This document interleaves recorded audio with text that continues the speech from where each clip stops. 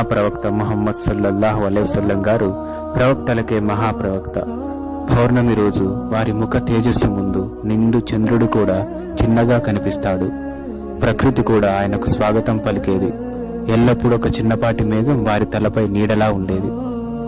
దైవస్మరణే వారి దాహం, దైవ ప్రార్థనే వారి ఆకలిని తీర్చేది. ప్రవక్త గారు రాత్రంతా దైవాన్ని స్మరిస్తూ ప్రార్థన చేసినా సూర్యోదయం కంటే ముందే లేచి మళ్లీ అదే ఉత్సాహంతో వారు ఉదయ ప్రార్థనను చేసేవారు. ప్రవక్త గారికి 7 ఆకాశ మార్గాల మర్మం తెలుసు. వారు ఉన్నత స్థానంలో గల దైవదూత జిబ్రాయిల్ గారితో కలిసి స్వర్గ నరకాలను కూడా సందర్శించారు.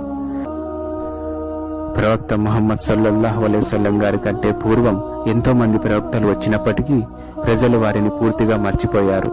వారు భ్రష్ట మార్గంలో జీవించసాగారు. శైతాన్ మార్గంలో వారు జీవించేవారు.